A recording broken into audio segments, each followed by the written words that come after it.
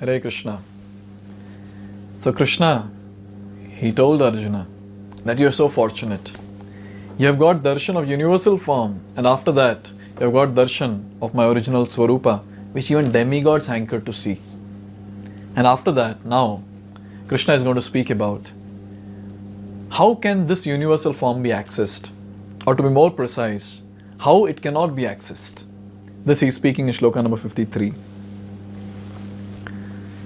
Naham vedairna tapasa na danena na chejaya shakya evam vido drashtum drishtavan asimam yatha.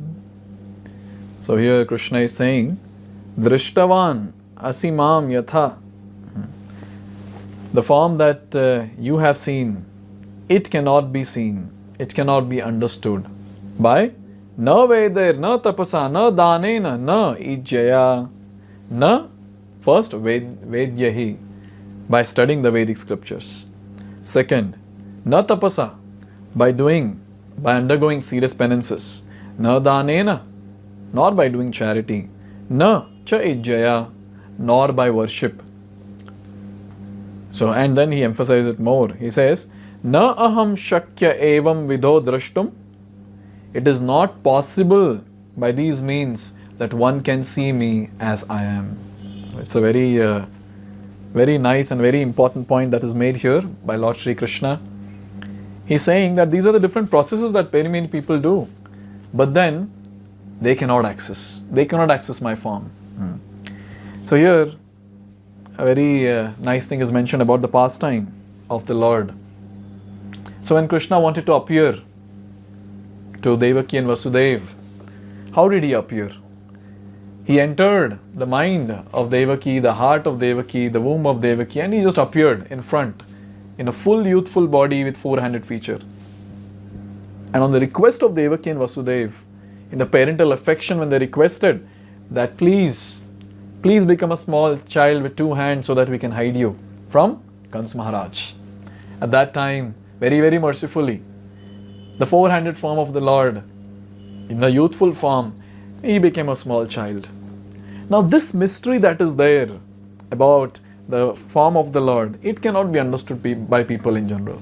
It's not easy. That's what is given here. This mystery is very difficult to understand for those who are atheists or who are devoid of devotional service. For scholars who have simply studied Vedic literature by way of grammatical knowledge or mere academic qualifications, Krishna is not possible to understand. This is a very nice and a very practical point. All over the world, there are so many people who have done PhD on Bhagavad Gita. They have done PhD on Srimad Bhagavatam and so many other Vedic literatures. But they have not become devotees. They have not attained Krishna. They have not realized Krishna. They have not become self-realized. Why?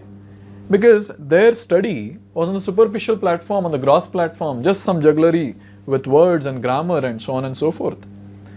But here it has to be understood that by such things one cannot access Krishna. And proof is this. So many people have studied, in depth they have studied, but no use. And then it is said, nor easy to be understood by persons who officially go to temple to worship, to offer worship. They make their visit, but they cannot understand Krishna as he is. And before that, we have something on tapasya also, tapasya and charity. Someone might say that, no, I'll do lots of austerity, like Hiranyakashipu did. Or I'll do lots and lots of charity. I'll give lots of dana. I'll do lots of charity. But one thing we have to understand is, still these activities, when they don't have tinge of bhakti in it, they're still on the material platform. Even going to the temple for offering some worship, that also remains on the material platform. If bhakti is not there, only business mentality is there. When people go to temple, what they do? In general, I am saying, not devotees. When they go, then they have some deal, with the Lord. That okay, I'll give you these things, and please give me. No, please. I'm giving you this, you give me this. This is what is the dealing that is there. This is what is the deal that is struck there. and people feel that this is bhakti. This is still on the material platform. Bhakti means selfless service, selfless devotional service. Ahituki apratihata. Ahituki. There is no motivation behind the service that a devotee renders onto the lotus feet of Krishna. And apratihata.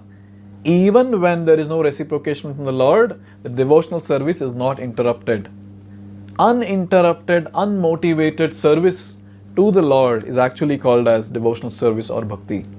Only by that Krishna can be accessed. This is what is the point that we need to understand. Krishna will not melt with all this. What we will do, we'll become a great scholar by studying Vedic scriptures. He is a greatest scholar. 45 minutes straight he spoke Bhagavad Gita. As Vedavyas, literary incarnation, he wrote all the Puranas and the principal 108 Upanishads, Itihasas, Aranyakas, and so many other scriptures. So in front of him, what we will do? We'll quote some shlokas and impress him. And then when it comes to tapasya, what tapasya can we do in front of the Lord? He is the great tapasvi. He can do anything. As Naranarayan Rishi, he is doing tapasya from so many thousands of years. And will continue doing it for many lakhs of years. So what tapasya can we do in front of the Lord? And what charity can we do? Whose money are we giving in charity? Everything belongs to Krishna, and we as thief, we take something and we give it to someone else. That is called charity. What charity can we do, and what we will impress Krishna by doing charity? And when it comes to worship, by the superficial show of worship, what are we going to impress Krishna? All the paraphernalia that we use for worship, that belongs to Krishna. And same paraphernalia we take to him and we say, see, we are giving you this, give me this. Krishna will say, what will I give? This belongs to me only. So in this way we understand that when we do these things on the material platform, Krishna's mercy can never be attracted. We can never access any attribute of Krishna. The name, form, qualities and pastimes of the Lord are inaccessible to people on the material platform. But when all these activities have got some element of bhakti in it, some element of selflessness in it, at that time, maybe by Krishna's sweet will, he will shower his mercy and he will reveal himself. And in fact, he might first make the devotee more intense in devotional service and then reveal himself. So in this way, Krishna is telling here, in fact, he is glorifying bhakti here, saying these activities which are listed in Shastra, by this you cannot access me, O Arjuna. Then suppose if there is a question, then, oh Krishna, how to access you then? Even we want to get Sakshat Darshan of you. How can we get the Sakshat Darshan of this beautiful form of Shyama Sundara? Krishna says, wait a minute. Next shloka I'll speak about it. So let's see that in the next video. Hare Krishna. Hare Krishna, Hare Krishna, Krishna Krishna.